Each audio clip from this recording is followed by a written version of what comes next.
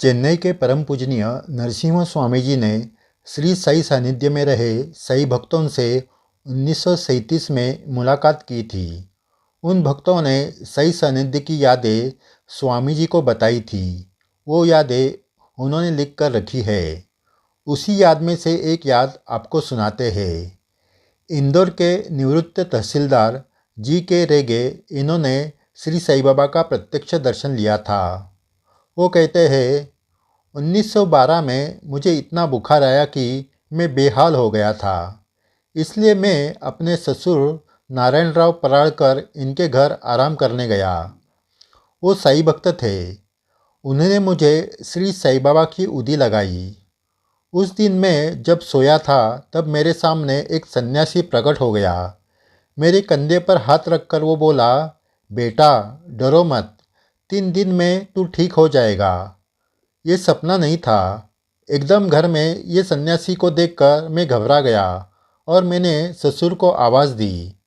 लेकिन मेरे ससुर वहाँ आने तक वो सन्यासी गायब हो गया। फिर मैंने वो बात ससुर जी को बताई। ससुर जी जान चुके थे कि वो सन्यासी साई बाबा ही थे। तीसरे दिन मेरा पूरा बुखार चला गया और 8 दिन में मैं पूरी तरह ठीक हो गया।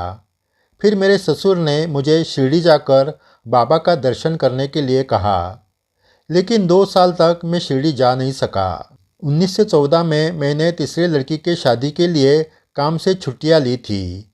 मैंने शिरडी में शादी का आमंत्रण भेजा। उसका जवाब आया कि बाबा खुद शादी में आएंगे। शादी के दिन पोस्ट से बाबा की उदी आई।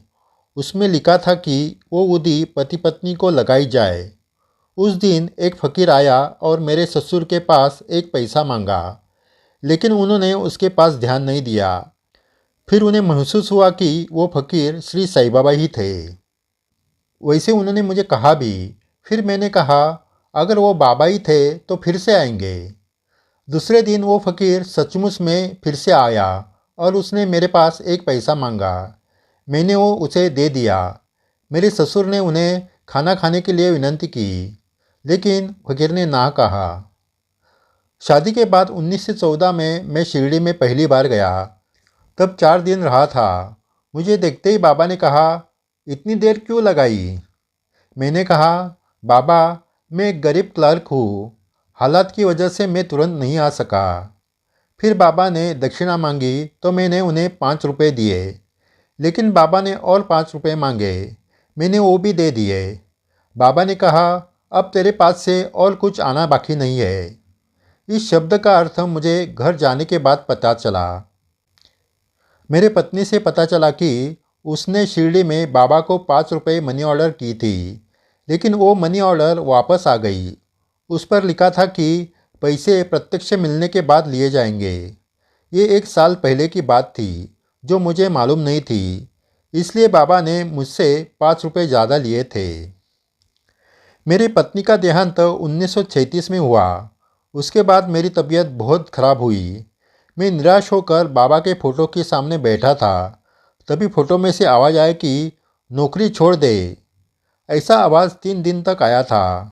फिर मैंने मेरे मित्र डॉक्टर पारनेरकर को इसके बारे में बताया तो उन्होंने कहा, वो बाबा का ही आवाज़ है। फिर मैंने उसी साल नौकरी छोड़ दी। मेरे जीवन में चौंका देने वाला एक आखिरी अनुभव बताता हूँ। जब मेरी छोटी बेटी प्रेमा 4 साल की थी तब वो बहुत बीमार हो गई।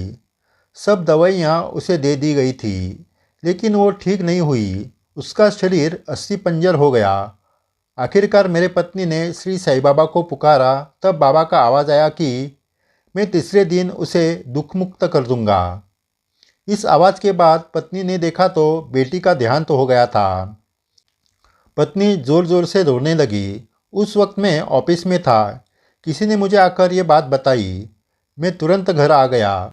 पत्नी के गोद में 4 साल की बेटी गतप्राण होकर पड़ी थी। ये दृश्य देखकर मेरे पैरों तले ज़मीन निकल गई। मैंने तुरंत बेटी को उठाकर गोद में लिया और बाबा के फ़ोटो के सामने लेकर गया। फ़ोटो के सामने रखा गंगा जल और उदी बेटी के मुंह में डाला तो पानी मुंह से बाहर नहीं आया। मैंने फिर से गंगा जल और उदी उसके मुंह में डाली तो बेटी ने आँख खोली। मुझे मेरे आँखों पर विश्वास नहीं हुआ। मेरी बेटी फिर से जिंदा हो गई थी। पत्नी और मेरे आंखों से आंसुओं की धारा लग गई। यह अनुभव तो मैं जिंदगी भर नहीं भूलूंगा। उसके बाद मेरी बेटी ठीक हो गई। वो आज इंदौर के एक स्कूल में टीचर है। इस तरह रेगे जी ने अपनी यादें बताई।